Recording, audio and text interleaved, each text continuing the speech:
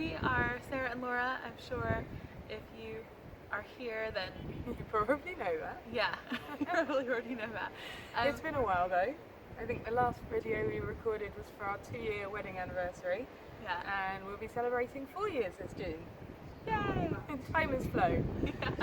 Yeah. We wanted to record a little video about our process conceiving baby that we have, Our little tater tot. which is due in July, because mostly, I suppose, for our own records, but then also just because we've had a few people ask us some questions, and we thought it'd be easier to just do it in a video instead of writing it all down. Yeah. Plus, we seem to be getting the same question quite a lot, so we thought we'd kind of pick the top 5 questions we've been asked most often and answer those. So hopefully, if you do have any questions, they're answered. But if not, by all means, drop us a note below, or hit us up on Twitter or Instagram or wherever you feel. Question number 1 is how did we decide who's carrying the baby? I have a really easy answer for that. Age before beauty. No, it kind of is. I am 5 years older than Laura, so with the old biological clock ticking, we literally decided that it would probably make sense for me to go first, and that's what we did. Yeah. So hopefully I will do one in the future, but we'll see how it looks. I'll make Sarah do it again. If we're lucky enough to have a second one. Yes, absolutely. So question number 2. 2 was, how did we choose IVF over IUI? Well, we didn't. We kind of had that decision taken out of our hands. So we initially tried IUI, but for various reasons, mainly my cycles, it just didn't work.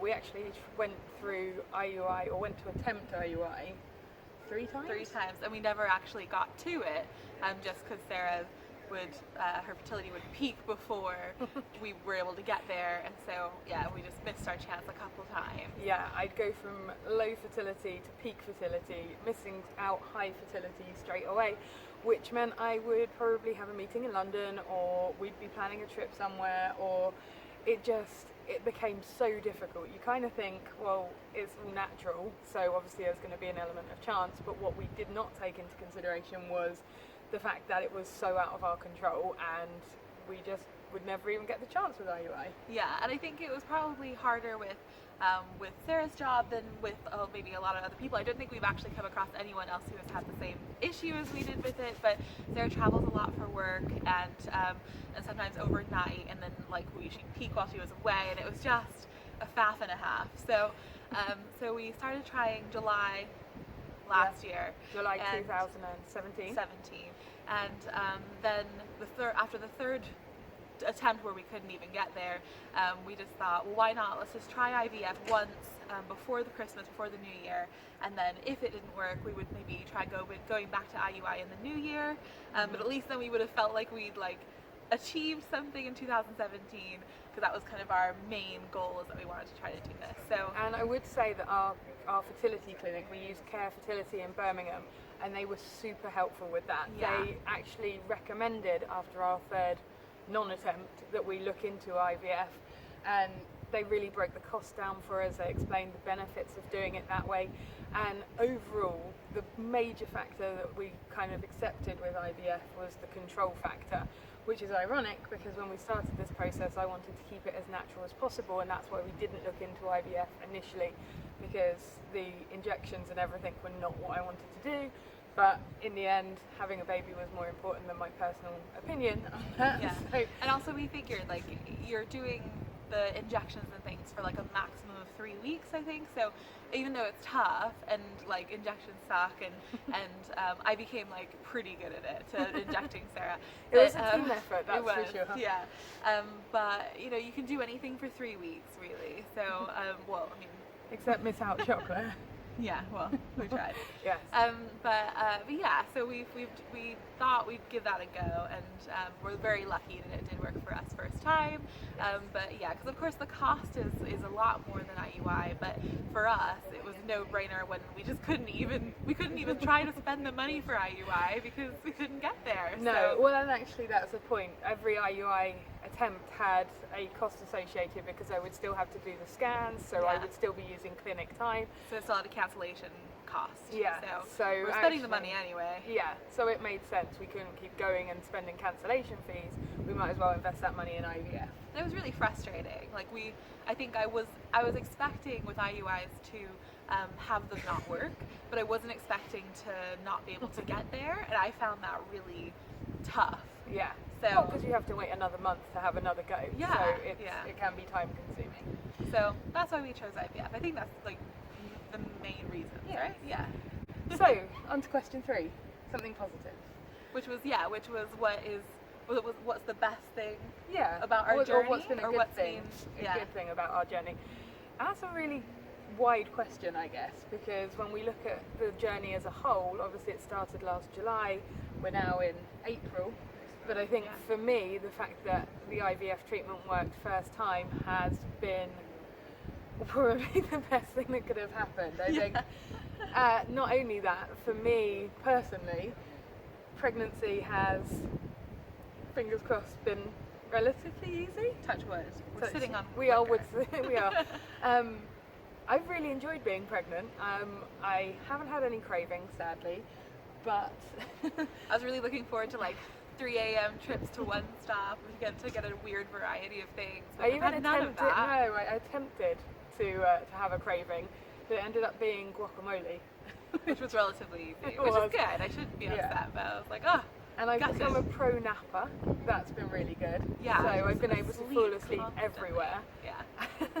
But generally, I haven't felt too tired. I haven't or too ill. I didn't really get any sickness. So that's been really good. Yeah. I mean, I've been like the best pregnant woman. I feel like if I was ever to get pregnant, it would be the total opposite. I would just be like so sick and bloated, but she's like glowing. She's like perfect. I'm enjoying having the baby bump. Yeah, it's all bumps and like. No, she's been so great. So it's definitely, we've thoroughly enjoyed you being pregnant. And even with the 2-week wait, I feel like that's a really hard thing for people, but we loved it. I think it was just such a relief to actually get somewhere and like have this potential. And we did all these kinds of things like dancing, womb dancing. Like you're supposed to be warming up your womb, and we did all sorts of weird things like that. Eating like a fifth of a pineapple. And Brazil nuts. And Sarah doesn't eat nuts at all, but I was like grinding them up and putting them in smoothies. And I know probably none of it helped, but I really like to feel like we're doing something. So so we really thoroughly enjoyed the 2-week wait until the very end. Like the last 4 days were just torture. But I think we've loved the pregnancy journey, haven't we? Yes, we have. Okay, so next question. Next question is, what was the hardest thing about the journey? And like that's a tough one. There are like lots of like little things that are difficult. But I'd say one was definitely for me the like unsurety of it all, and the waiting and the frustration of not being able to go ahead with the IUIs when we wanted to, and then I think I've really struggled with the waiting, yeah. Sorry, dive in. And I've personally found that really tough. And I was going to say, I think the other thing, and I've covered this in blog posts or a blog post, it's just the what not to eat situation. Oh yeah, that's hard. Weirdly, we covered this when we got a puppy, I think, because I didn't know that dogs couldn't eat so much. Yeah. So much of stuff is poisonous to them, and you just never don't know about it. I'm sure they used to just give dogs everything. Well, it turns out it's kind of similar when being pregnant. Like you all of a sudden have to give up deli meats, soft cheeses, anything uncooked is dodgy.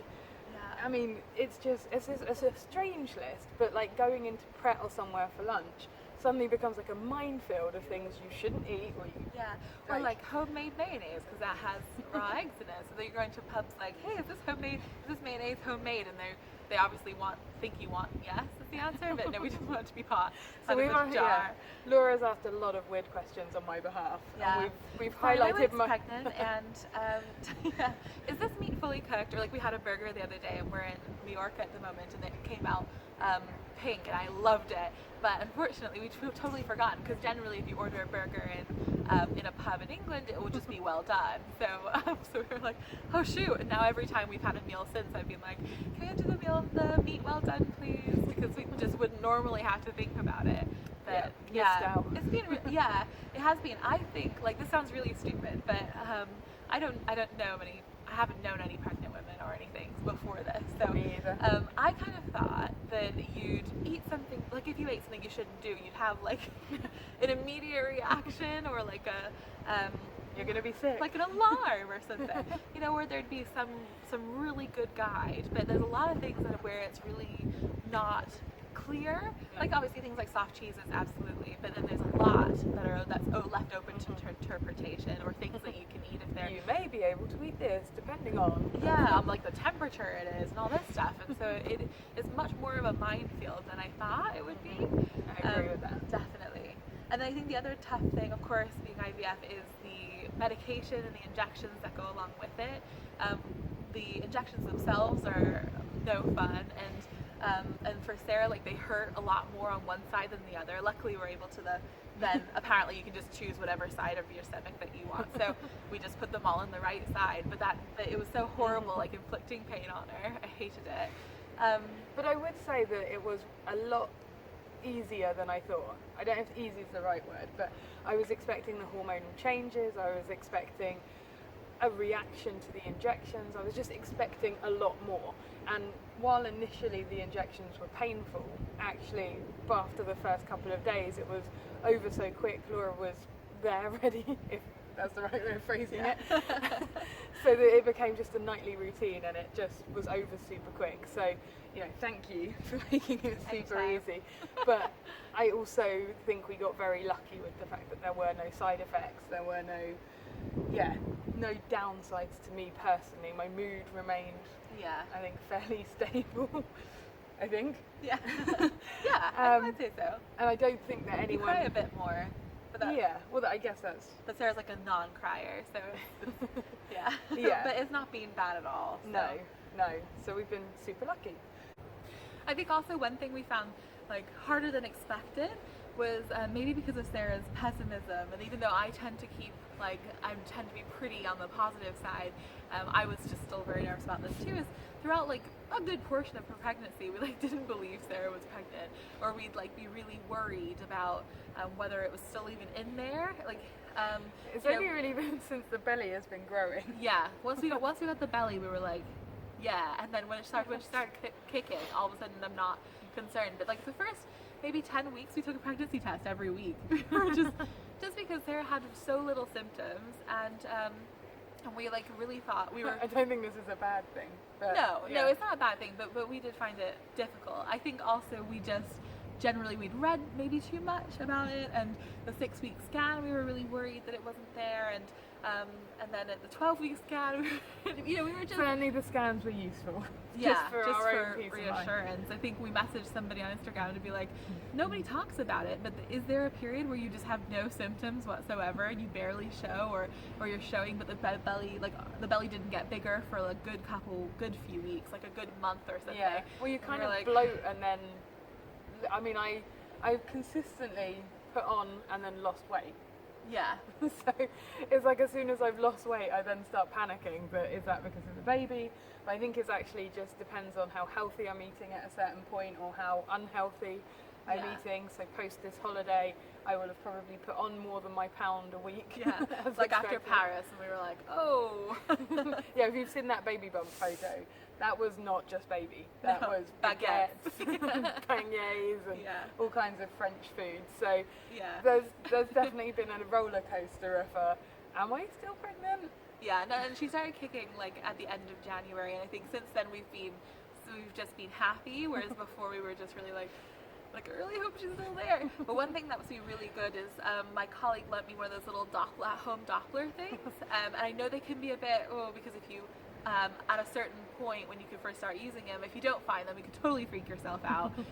But we ended up, I think until she started kicking, we used it every other night or something, because to make sure. If I'd had a super busy day, or I'd been on a train for a long time, or we pretty much found any excuse whatsoever. Yeah. And I think what was really interesting was how low down she really was, and I think that was possibly why I wasn't getting that much of a bump at the start, was because actually she was way lower down than we thought she was going to be. She was like in Sarah's legs, pretty much. And even now, she still sits really low down. Yeah. So, you know, in some ways it was a reassurance, but as Laura said, in some ways it was panic stations. Yeah. But, you know, again, use with caution if you do have one. Yeah, absolutely. Last question. The last question was, what advice do we have for other TTC couples or couples?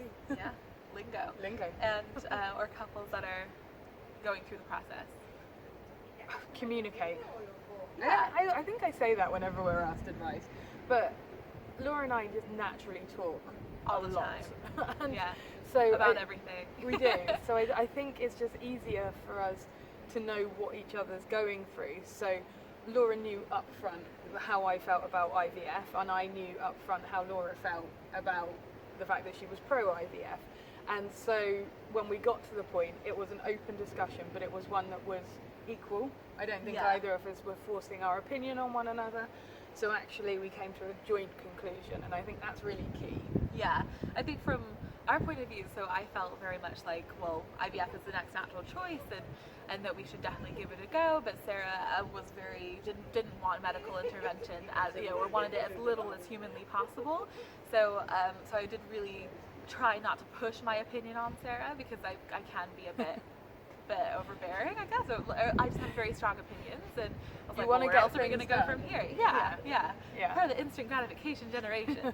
But so I think it's very important to like try to understand where your partner's coming from, and I think if they don't have the same opinions as you do. I think cost also fed into it. I am tight generally, so I don't like the thought of spending out a large amount of money on something uncertain. I'd much rather kind of slowly get there. But I think in this instance, again, that kind of conversation piece between ourselves, but also with the clinic, kind of gave me some level of assurance that actually it was worth investing and taking this opportunity now, while everything looked healthy, looked good. And in fact, it was only my kind of strangely disorganized cycle that was causing us a problem. It wasn't actually anything to do with the fertility. Yeah. So I think, you know, the cost is a massive thing. And if you aren't in agreement with it, the fact that it's probably the equivalent of 10 holidays or something like that, you know, it means you have to be on the same page with it, because, well, it's a massive compromise from each of you. Yeah, absolutely. So I'd say, yeah, communicate about the cost, communicate about the process, but also communicate about what the end goal looks like, because I know especially at the start it's all about the conceiving part of it, but I think because we don't know anyone with kids, we've kind of had to figure ourselves out, which is, you know, exciting, but also it means that we're kind of going into this blind together, which means that there's a lot of apprehension, a lot of uncertainty. And, you know, we've found online forums super helpful. Channel Mum has been brilliant. The LGBT Mummies Instagram page has been a great timing. Some of the girls that we know on Instagram who have had kids is really helpful, because we just don't know any in real life. So so thank you all for your advice and for but so communicate with other people. I'd say the other thing that is really important is to make sure to cherish the time that you have together before you know, your whole world changes. I know with when you're trying to conceive, it's very all-encompassing. It's hard because you're thinking about it constantly. You're talking about it constantly, and you're doing everything that you can to make it happen. But I'd say definitely do your best to also still try to enjoy the time that you have by doing other things and doing things together that are not baby related or not trying to conceive related. We've stuck to our, I guess, kind of way we live. The wind is getting crazy out here. The way we live by always having plans. So plans that wouldn't be affected if we were pregnant, but equally would be great to look forward to if we weren't pregnant. So I think that's key. Like, this trip here is now our baby moon, but even if it wasn't a baby moon, it would have been a great Easter break. Yeah. And I think that is one of the key things, certainly that I've really felt, is I really want to cherish my time with Laura. I think I've said it in other ways, but I'm one of those people, we could spend 24 hours a day together and I still feel like I hadn't seen her enough. So I've been getting a little emotional. Yeah, just been crying a lot. About the fact that I know when we got Bisbee and Bisbee took up our time, that we had a couple of weeks at the very beginning where it was just too hectic and we were too tired and we wouldn't really get any quality time. And I know nothing compared to having a baby, and I know that she will add to our lives in so many ways, but I guess my fear is just that I'm going to miss my time with Laura, and the time that I do have, I'm going to be asleep. I'm super tired, so I guess it's just cherishing every minute that you've got with each other before this additional person comes along. Yeah. I was just thinking while Sarah was saying about how the plans that we put in so that we wouldn't think about the trying to conceive. As for a surprise, back in October I booked us tickets to see Hairspray, and my favourite musical, one of them. Yeah, Sarah's favourite musical. Previously I'd refused to see it because I just thought it would be too cheesy, and so I just hadn't. So I thought it would be a huge surprise for her, and unfortunately I managed to book it for the night that we had to do our trigger shot injection. So this hair is going crazy. Oh my god, yeah. So we almost didn't go because it was ridiculous. We had to do the trigger shot at 10 p.m. So and it has to be refrigerated until half an hour before. So we brought a little cooler into Hairspray, and we brought it in with an ice pack and everything, and 30 minutes before we took the little boxes out and put them on the floor of the theater. This is insane. And then right at the end they were doing You Can't Stop the Beat, and we danced our way out. Ran to the disabled bathroom. Yeah, and then I put together this trigger shot, injected Sarah, we ran back in just in time for curtain call, so we missed nothing. It was efficient. It was ridiculous. So this little lady will hopefully come out dancing and with a love of Hairspray. Yeah, exactly. So so things like that, it make for funny stories to look back on, and it's nice that we're doing things to try to take our mind off of it. So so anyway, so that's good. So make sure you give each other time, make sure you cherish the moments, yes, and communication. Yes, yeah, is our advice. So we are 26 weeks and 2 days pregnant. So our little lady is due on July the 7th, 2018. All has gone well so far. She's currently kicking up a storm. Loves being on holiday. Yeah, she seems to really like the warm weather and being on holiday like her mom. So yes. So yeah, we're just super excited. A little bit nervous, but generally mostly excited. Mostly excited. So nursery is almost done. We've bought some of the big ticket items. We've probably forgotten a load of other stuff. Almost definitely. But we'll learn along the way, right? Yeah, third trimester is only a few weeks away. We've passed the viability stage, which is a massive relief. Amazing. And Sarah can no longer get up out of the couch without help, so... So it's true, my mobility has been impacted by what is described as a large belly, I think now. Yeah. Certainly a growing belly. Definitely growing. But I guess that's all a positive thing. So yeah, we are just on the countdown now. Yeah, that's great. Although we've asked her to stay in to at least the very end of June. Yeah. Hopefully she'll come out the 4th of July. Yeah. For an American, that's double reasons to celebrate. Exactly. So yeah, we hope that we've helped in some way. If you have further, well, yeah. We are certainly no experts. No, we don't claim to know at all anything about a lot about this. We can just tell you our experiences and hope that they help in the way that other people's experiences have helped us. Yes. So yeah, please do let us know if you have any further questions. And yes. Otherwise, have a lovely April. Thank you for watching. Bye.